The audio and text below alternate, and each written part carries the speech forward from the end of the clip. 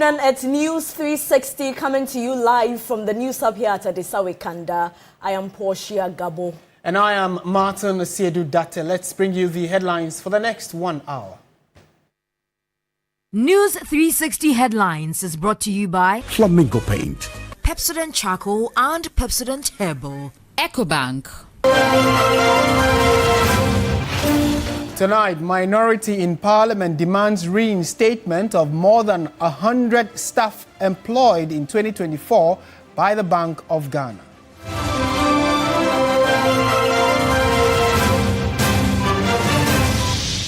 Police rescue victim in viral video subjected to hanging and severe beating by 27-year-old man.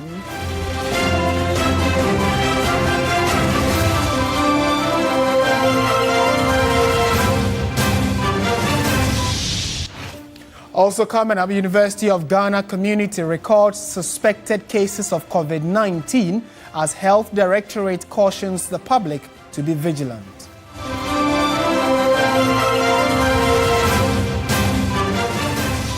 In business news, Chamber of Bulk Oil Distributors accused National Petroleum Authority of defying presidential directive as it warns of fuel price hikes over Tema Port berthing disputes.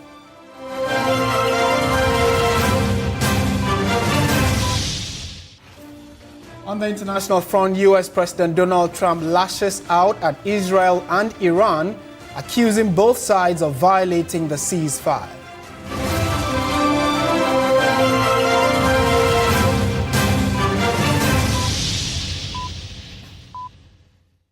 We always love to hear from you on the many stories we have for you tonight. Let's get into the details.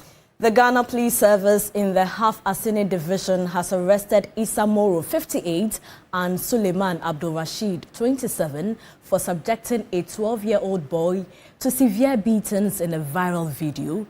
In the video, the two men are seen to have hanged the boy with a rope tied to a roof and subjecting him to severe caning for allegedly stealing 200 Ghana cedis.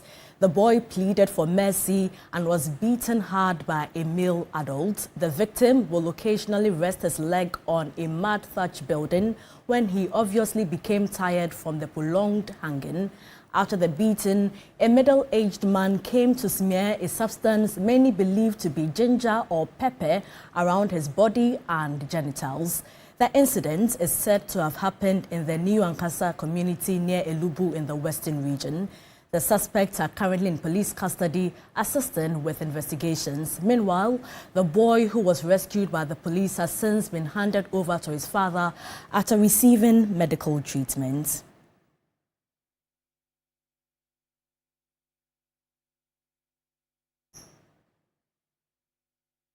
Let's now see what the law says about child rights in Ghana.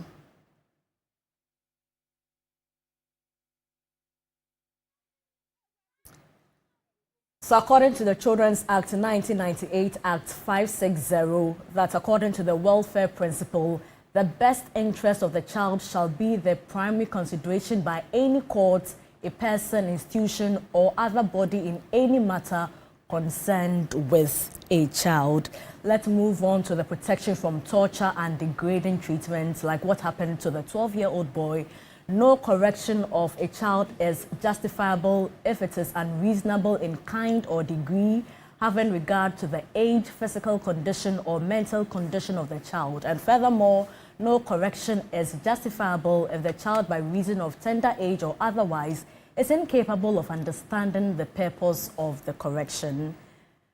In clause 3, it says, a child shall not be subjected to torture or other cruel, inhuman, or degrading treatment or punishments. That according to the 1992 Constitution, Article 28, that's the Children's Rights Section, clause 3. Let's speak to the Executive Director of Child Rights International, Bright Appiah. Mr. Appiah, thank you so much for your time. Let me get your initial reaction upon watching the brutal treatment of this 12-year-old boy.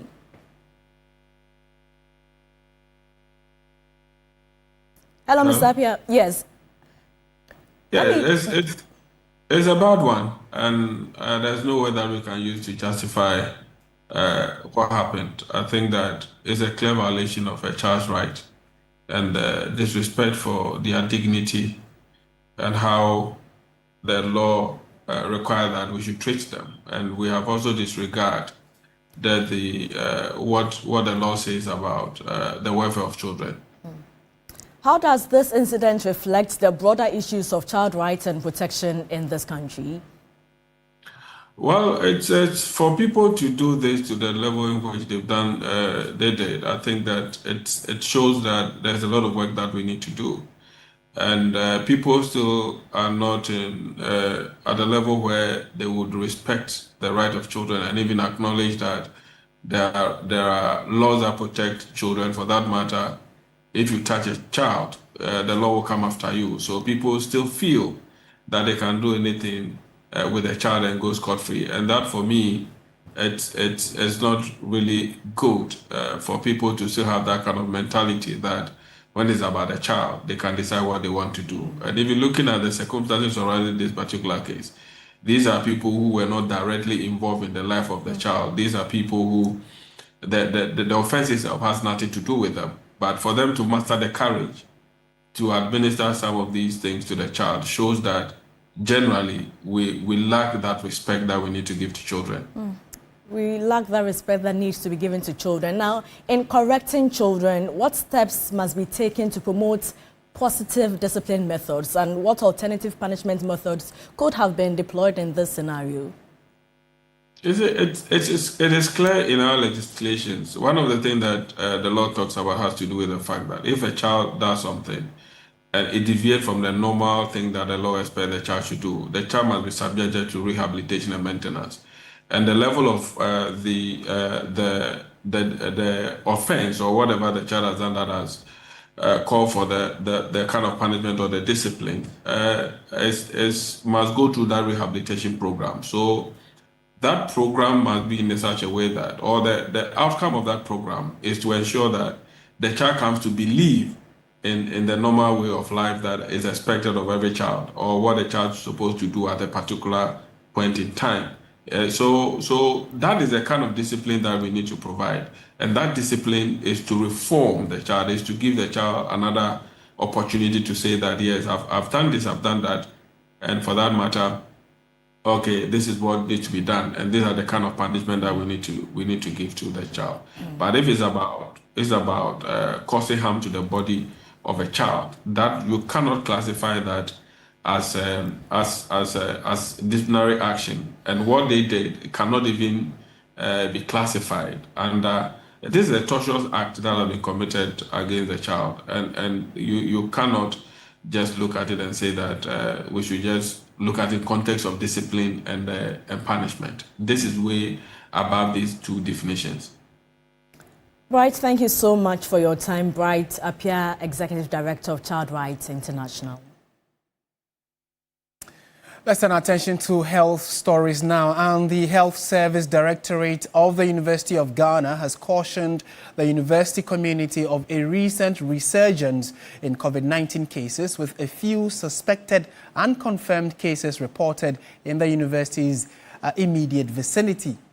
The University Health Service Directorate noted that in light of the development, all staff, students and visitors are strongly advised to remain vigilant and to strictly adhere to the following recommended preventive measures to reduce the risk of infection or community spread. And we'll take you through some of the key issues the university is asking, which will include that they're advising people to wear face masks properly, especially in enclosed or crowded spaces, wash hands frequently with soap and running water, or use alcohol-based hand sanitizers.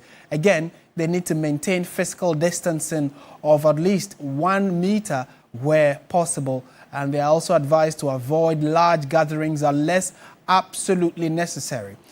The advisory also goes on to say they need to ensure good ventilation in offices, lecture halls and meeting rooms. Stay at home if you experience any flu-like symptom and seek prompt medical attention.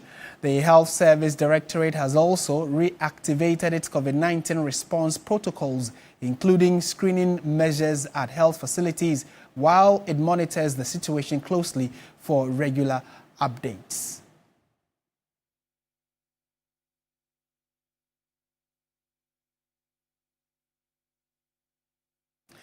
Well, not necessarily we need not to cause fear and panic, but again, looks like the COVID days that we all experienced a few years ago seem to be creeping back. Why is that?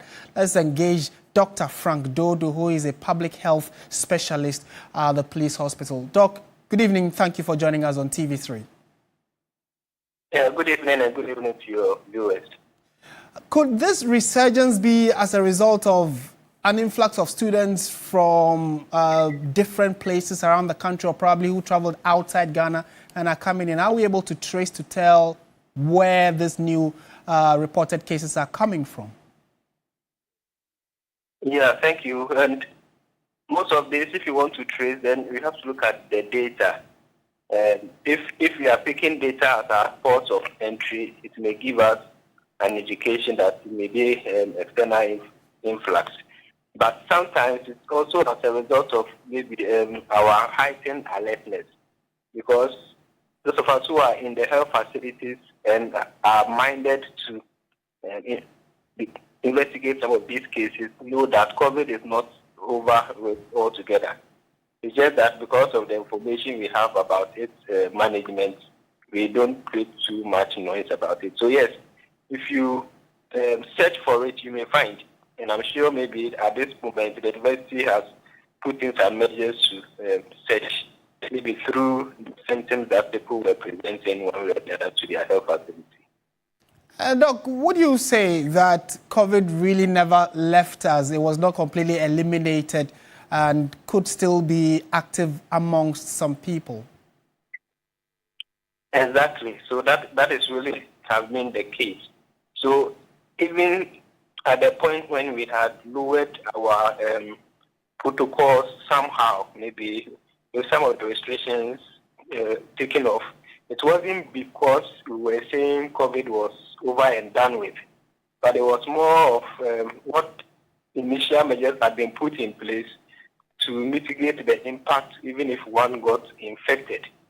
So at some point, because of the new information and knowledge we had about the COVID virus, it became a bit more convenient and comfortable to be able to manage that disease. And of course, the introduction of the vaccines, also we were able to experience less of the very critical complications from the infection. So all of these and other factors came together for us to have what really looked like a normalcy when it came to COVID infection in the country. The university has issued a number of guidelines to protect those within the community, but this is a university space where lecture rooms are most often crowded, halls where students reside have a number of people almost always around. How would you advise they go about managing this resurgence of COVID-19? All right, so the university is a community on its own, and they are able to use certain measures to manage the situation. So I'm very happy at what they have published. And first of all, I would want to encourage the general public that this is not an alert to create fear and panic among people, but it's just for us to be mindful of what we need to do extra to keep ourselves safe. So as an university community, it's a good indication for the alert they have given. And like you rightly said, because of the sheer numbers that are on the university campuses, it poses a bit of a challenge for them. But in most of these public health interventions, it's usually about education and creating that awareness amongst people, so that if people have the symptoms, they are careful not to expose every other person around them, and then seek early measures of intervention or treatment from the health facilities. Of course, in all of these, to gathering the helpful for us to know what extra intervention needs to be instituted, just in case they need are unable to help us control the situation. It may get to a point where, because of the data and information that we're able to generate from it, we may have to include the general public health response team from the Ministry of Health, depending on how the data is to all that we are able to find. Right. Dr. Frank Dodu, thank you so much for speaking to us. And like you indicated, we all need to be mindful of where we go and what we do. He is a public health specialist at the police hospital. Let's now go to Parliament, where the Minority Caucus says it will deploy every legal, parliamentary and democratic tool at its disposal until all 100 staff of the Bank of Ghana whose appointments were terminated are reinstated. The minority describes the act of the central bank as a breach of the Constitution and a betrayal of its mandate. MP for Savalugu spoke on behalf of the minority. Article 24 of the 1992 Constitution guarantees every Ghanaian the right to work under fair and satisfactory conditions. Article 23 further requires public institutions to act lawfully and fairly. The Labour Act 2003, Act 651, particularly Section 64 and 65, lays out clear grounds for termination: misconduct, incapacity, or redundancy, none of which apply here. The minority in Parliament stands shoulder to shoulder with these workers, and we will not waver. We demand: 1, the Bank of Ghana must restore every single dismissed worker to their rightful position without any further delay. Their appointments were lawful, their terminations were not. The governor of the Bank of Ghana must face Parliament and explain this heartless abuse of power. You are not above the law, and you will answer to the people. We call on the Chief Labour Officer, the National Labour Commission, and the Commission on Human Rights and Administrative Justice, Shraj, to intervene immediately to protect these workers, uphold their rights, and stop this lawlessness. To the Bank of Ghana, you have broken the law, betrayed your mandates, and wounded the trust of our nation. You cannot hide behind secrecy or power. The people of Ghana are watching, and you will be held to account. To the dismissed workers, you are not forgotten. Your pain is our pain. Your fight is our fight. The minority in Parliament stands with you, heart and soul. We will not rest until your jobs are restored. Let's now cross over to the House and speak to our parliamentary correspondent, George Queenan. George, thank you so much for your time. Can you give us an update on happenings in the House? Thank you so much, Portia, Gabor. Thanks for having me. Good evening, and we're still coming to you live from Parliament House here in Accra.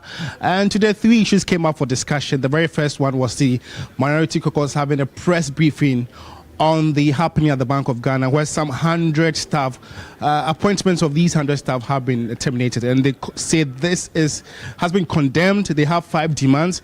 And these demands, they want the Bank of Ghana governor hauled before Parliament for some questioning and all that. And the big issue is that the fact that 7 nominees appointed by the president have been approved, 7 justices in all who've been appointed to the Supreme Court. And let me just run by you the names of these justices. We have Justice Senyo Jamapa, we have Justice Dennis Dominic J, and Justice Bill Simon Subera, Justice Philip Bright Mensah, and the others are Justice Jampare Battels Kojo, Justice Afisata Amalolo Baba, and Justice Kweku Teria Akabwafo. So these justices have been approved by Parliament by majority decision to be appointed to the Supreme Court. And so the president has the go-ahead to continue with all the proceedings. But this did not come with the usual. It came up with the usual backlash and all that. So the minority did not really approve it. For them, the majority is going against their own principles, where they even questioned when the president was in him. When the president Nana Akufo-Addo also appointed some justices, and they said in terms of qualifications and credentials, they didn't have it. And so why are they also, also in the same way questioning them? So this is what really came up in Parliament today. And so all these justices have been approved by Parliament as it stands now. Portia, Gabor. Now, George, there was also the debate about reinstating July 1 as a public holiday. Did this come up? Yeah, so it really came out. It was also the third one. And so the Public Holidays and Commemorative Days Amendment Bill 2025 was read for first time in Parliament. But the minority said because the bill was presented and was not indicated that it should be an urgency to amend the statutory holiday, it was boycotted. And so the Speaker ruled that it should be sent to the relevant committee for that to be heard and later brought to Parliament. So when the right committee goes through this and then it's done, that is when we know exactly whether it will be, stated as a public holiday. Until that is done, July 1 is not a holiday. George, thank you so much for your time. And George Queenan reporting live from Parliament. Still watching News 360 on TV3. Let's shift our attention to politics now. And the race for the leadership in Ghana's Ghana's main opposition, the New Patriotic Party, is heating up with 5 prominent figures now jostling for the NPP's 2025 presidential nomination. The presidential primaries, still months away, is already generating tension, intrigue and sharp political commentary as candidates stake their claim to the party's future. Judith Brown has more.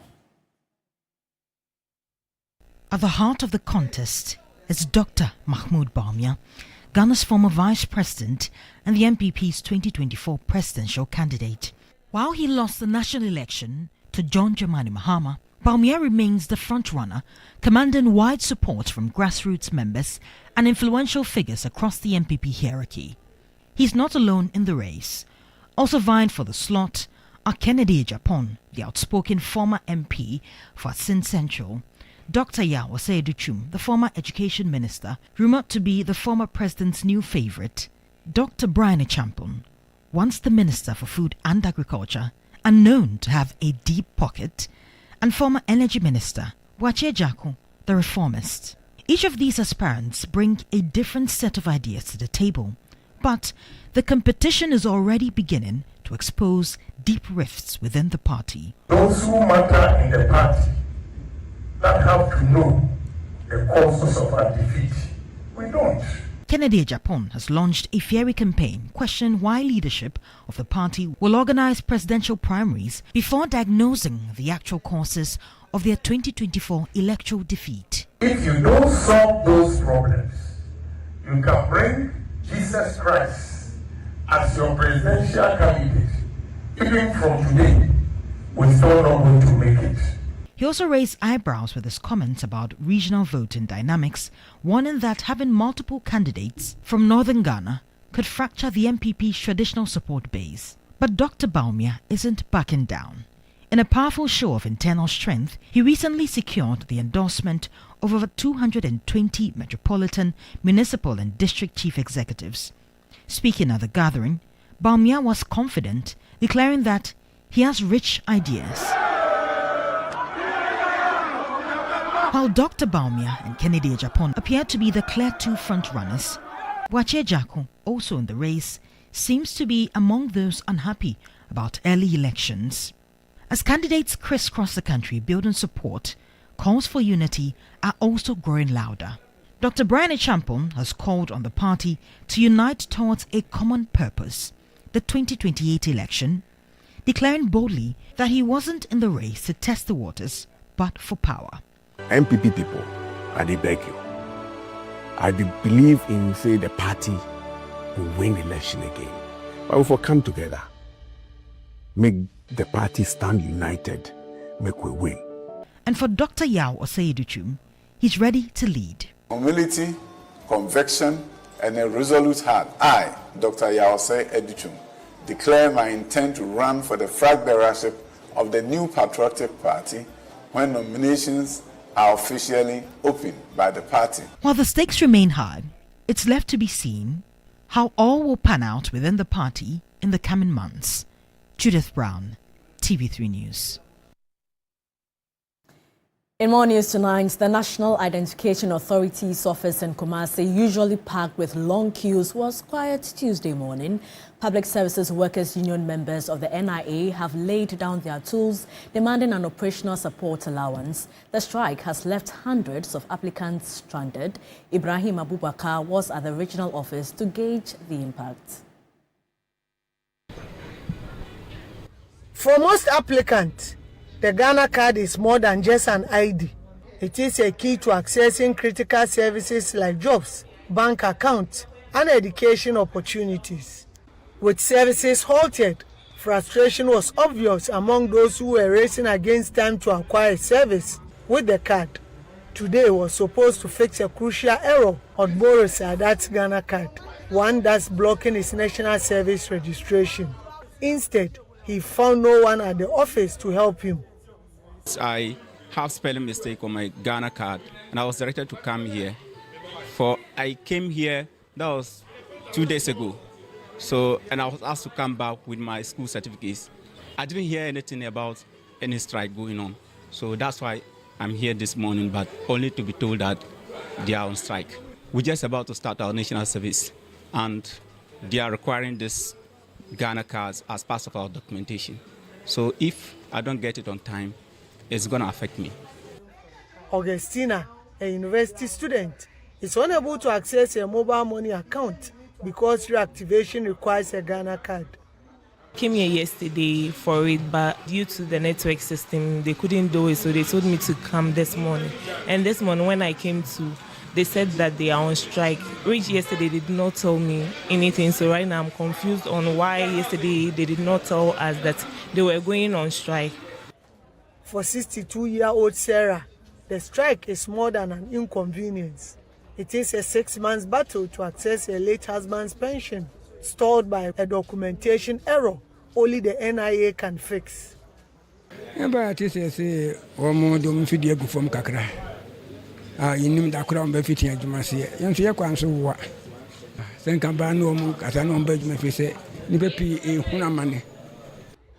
The Public Services Workers Union of the NIA division insist they won't budge without their allowances. But for these applicants, every person means lost opportunities, missed deadlines, and fading hope. For most of the applicants who came to the NIA office this morning, this strike isn't just an inconvenience, it is a roadblock to their future. And for that matter, they want government to swiftly intervene and ensure that the workers resume their services. Ibrahim Abubakar, TV3 News, Kumasi. And from the Ashanti region, let's go to the Western region, where 2 people have been arrested and 1 person hospitalized following clashes between youth of Abuesi on one hand and Shama on the other, and in Chaban on the other, I should say, all in the Shama municipality of the Western region. Rama Smith reports that there is police presence currently in these communities where tensions are high.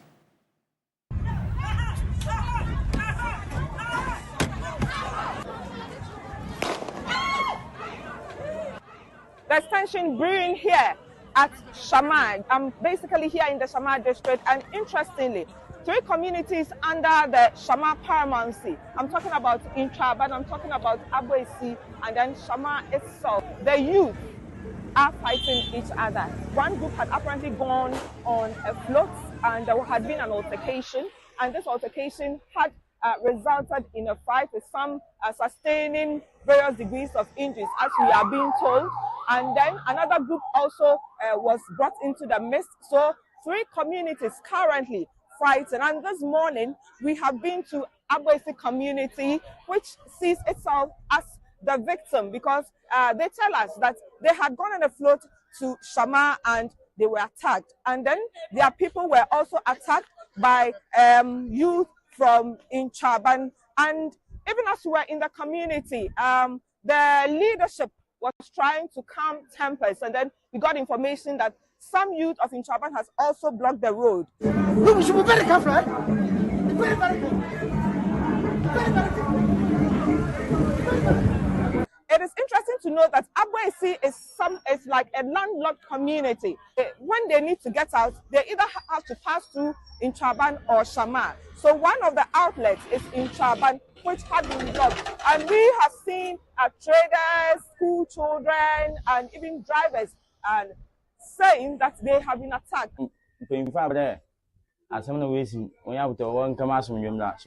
Some elders have tried to broker peace, but those in Shama are adamant and keep on attacking the Abuesi people, including school children. 2 of our church members who went to work at Shama yesterday were assaulted. They had to return. So we are pleading. All we want is peace. I believe that is why the police came here. And as we came to meet the youth who have blocked the road and throwing stones at oncoming vehicles. And 2 people have so far been arrested. So we'll keep tabs on that development and keep you posted subsequent bulletins. Now, Ghana and Eswatini have jointly signed a memorandum of understanding for the establishment of a joint cooperation. On a state visit by the King Mswati III, both President John Mahama and the King have agreed to enhance trade relations between the two countries. Born Makositive Dlamini on 19th April 1969, Mwanyama of Eswatini is the head of the former Swazi royal family. Heading an absolute monarchy in the Southern African Kingdom, Mswati III is on a state visit to Ghana under the auspices of the Santehene Otumfuo Tutu, arriving shortly on Tuesday and received at the Jubilee Lounge by the Chief of Staff and other senior government officials. He then proceeded to the seat of government, where he inspected a guard of honor mounted.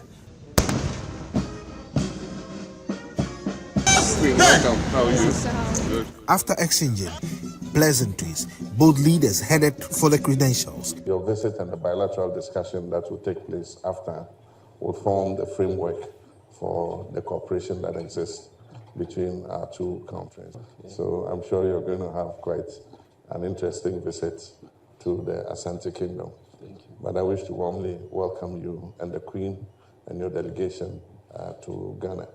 The King expressed appreciation for the show of courtesies to the Kingdom of Eswatini. Trade ties between the two countries is on the front burner. We are looking forward to see the people of this country and to exchange a lot of information. We have a lot in common, especially when it comes to culture, lifestyles, and so on. We can share a lot of ideas could be developed. Because if you look at the trade within Africa, you can see that it is very limited when it comes to culture, lifestyles, and so on. We can share, be developed, because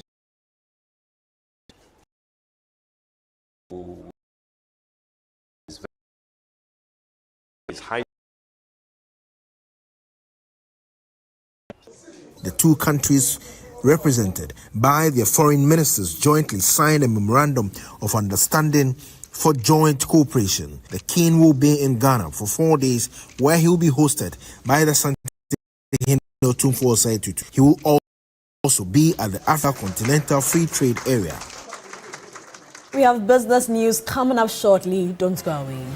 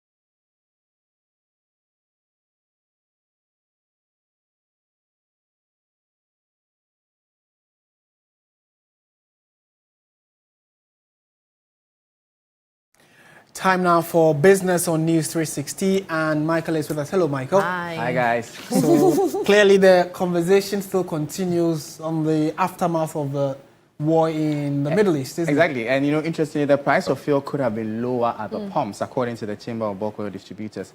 However, they say because of the challenges with clearing nets at the ports, that's why we are experiencing it, what we are seeing now. Okay. So hopefully they get answers soon. Right. All right, then to the details now. Hello there, good evening. Welcome to the business segment here on News 360. I am Michael Obodu. Now, the Chamber of Bulk Oil Distributors is up in arms about what it calls a blatant violation of the President's directive on petroleum products. It warns that recent actions by the National Petroleum Authority could derail Ghana's fuel supply framework and saddle consumers with more pump price hikes. The Chamber of Bulk Oil Distributors is accusing the National Petroleum Authority of undermining the country's fuel import system and flouting a direct order from the President. In a strongly worded statement, the Chamber said the MPA's authorization for the berthing of the vessel MT Malin Ametrine on June 23rd goes against the approved Lacan import schedule and a presidential directive communicated through the Ministry of Energy and Green Transition. The Chamber says the move disrupts an import timetable designed to stabilize prices and ensure fuel security, adding that frequent unsanctioned changes over 11 in the first half of this year have cost importers more than $40 million in demurrage and related charges, with the cost trickling down to consumers. We are all aware about the disruption that currently Dangote has created within the Nigerian for other suppliers. They would want to use your doorsteps because they see an opportunity to come and dump the product here. And more so, when you have officialdom aiding such illicit practice to allow them to berth and discharge, it gives them the impetus for you to disrupt the already established one that kept the country going when the Russia and Ukraine was there. The Chamber has petitioned the ministry to intervene immediately and restore discipline in the petroleum import regime. Have plummeted following U.S. President Donald Trump's announcement of a ceasefire agreement between Israel and Iran. According to Trump, the accord aims to bring an end to the recent hostilities between the two nations. Brent crude oil, the global oil benchmark, has dropped significantly after testing $81 per barrel overnight. It has fallen below $70 per barrel, with about a 7% decline observed in the past 24 hours. The conflict between Israel and Iran escalated recently, with Israel targeting Iranian nuclear sites and Iran retaliating with missile strikes. The situation became even more concerning, with Iran's parliament voting to close the Strait of Hormuz, a critical route in global oil supply.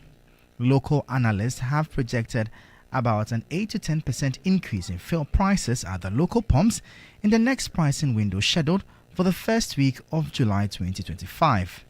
The geopolitical tensions had prompted government to suspend its controversial energy sector recovery levy, which aimed to add a cedi to a litre of fuel at the pumps to address the country's energy sector challenges. However, the recent decrease in crude prices might offset any expected hike in prices at the pumps if the cedi maintains its stability against the dollar, with Ghanaians enjoying possible price cuts in the second pricing window of July 2025.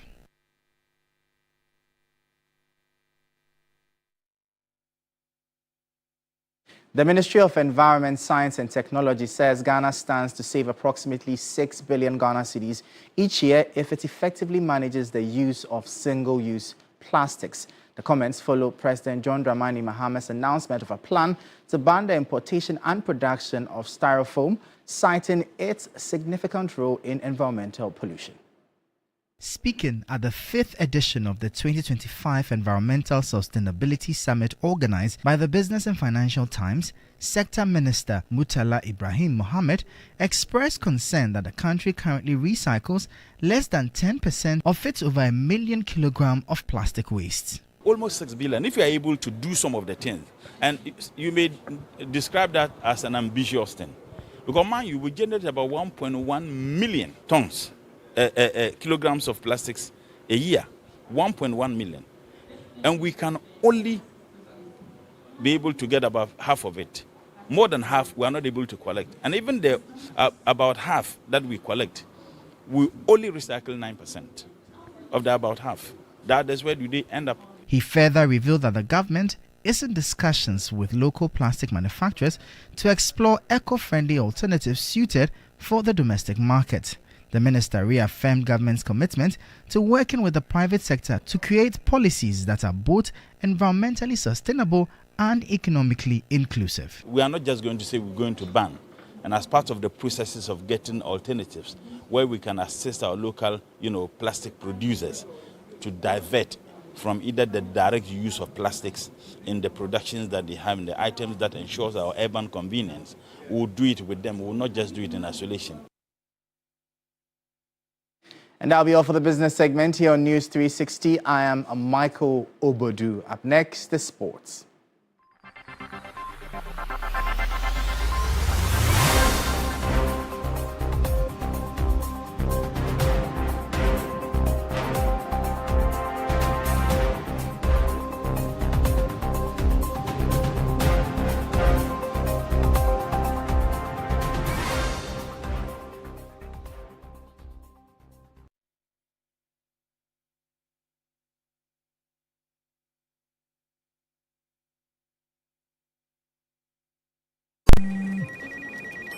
She's coming. She's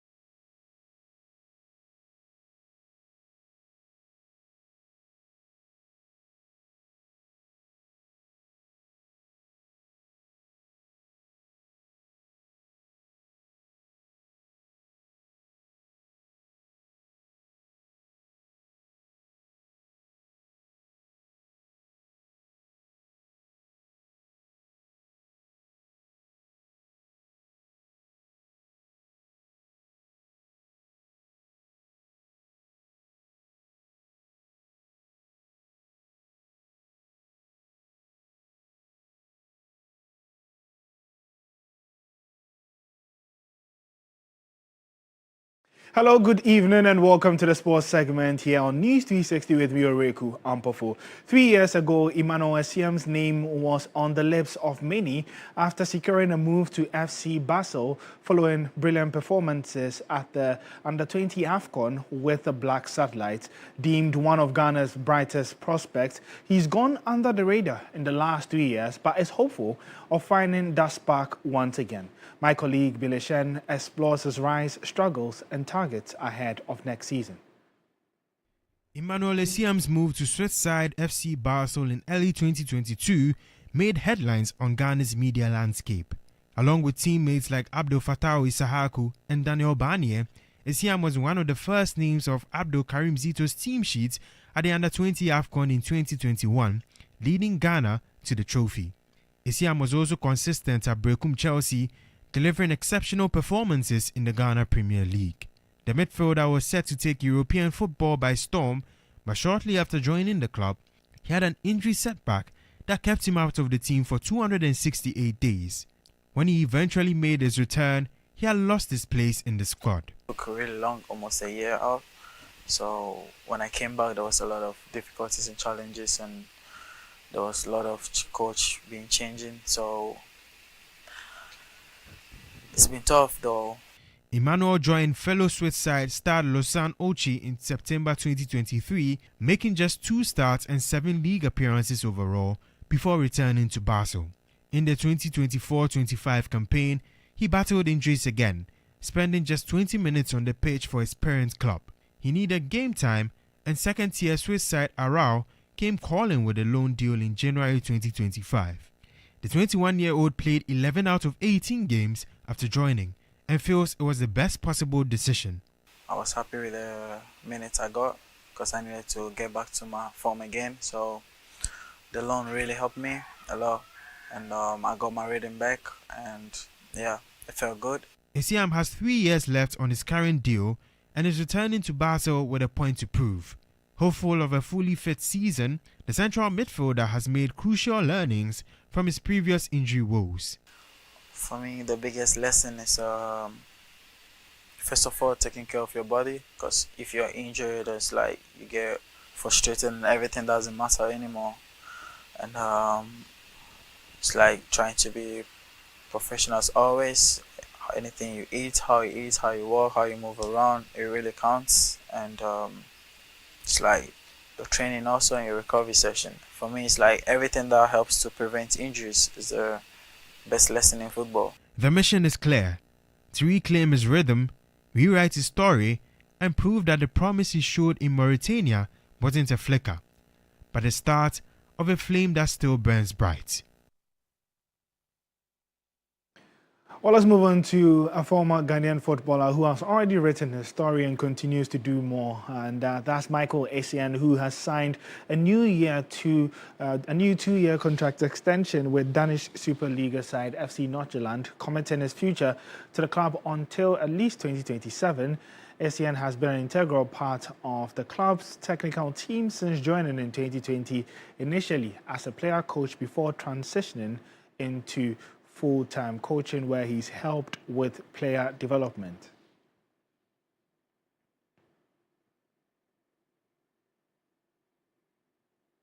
Well, news just coming in is that French giants Lyon have been relegated to Ligue 2 following their financial crisis. Lyon's eviction from Ligue 1 to Ligue 2 comes after severe financial crisis, with the French outfit burdened by massive debts of over 500 million euros.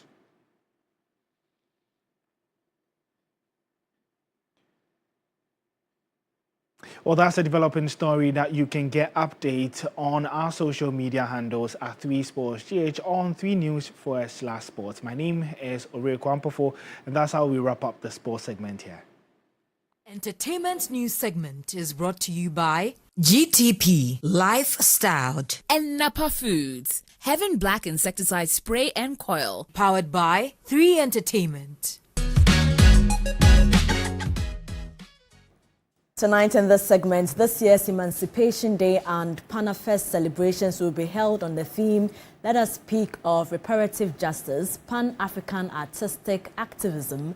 The 2-week-long annual event will focus on telling the often overlooked story of slavery and the global convergence of memory, identity, resistance, and artistic resilience. These songs of freedom is all I ever had. For years, Panafest and Emancipation Day have stood as cornerstone events on Ghana's tourism calendar, honoring the economic, social, cultural, and spiritual legacies of freedom fighters throughout history. The festival has also served as a platform to promote African unity, proudly showcasing Ghana's rich cultural heritage and telling the African story from the African perspective. This year's Panafest is to resonate deeply with the soul of both the indigents and the diaspora, and with the urgent need for a united African voice. A voice that does not only remember, but speaks, heals, creates, and reclaims. This year's 14-day celebration, running from July 17 to August 2, will feature a wide range of activities, including live performances, artist workshops, exhibitions, and heritage site visits under the theme, Let Us Speak of Reparative Justice, Pan-African Artistic Activism.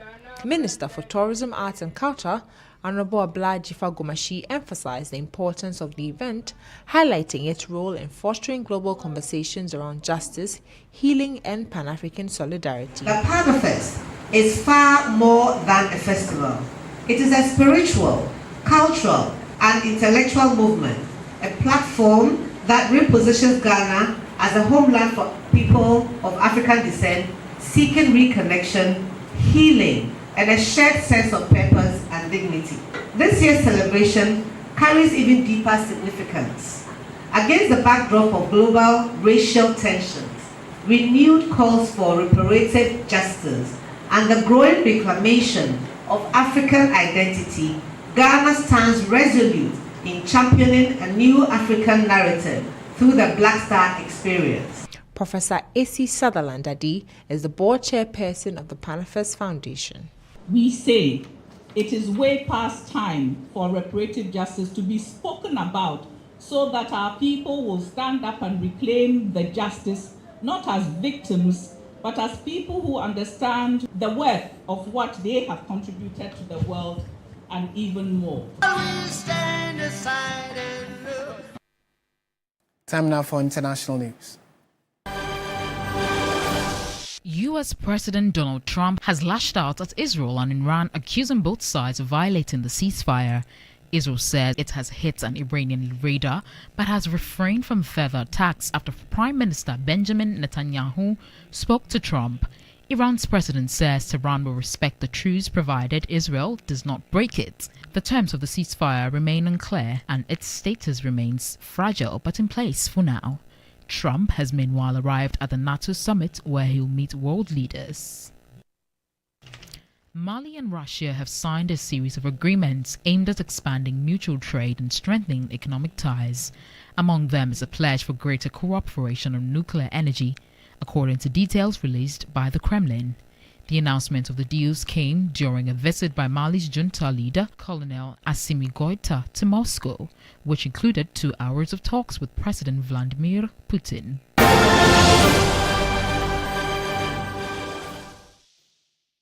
And that's it for our package. Thank you so much for watching. At 9 p.m. though, join Beatrice Edu with her panelists to discuss issues about Ghana on Agenda. Also join Alfredo Kansa at 10 p.m. for Ghana Tonight. I am Portia. Gabor, good evening.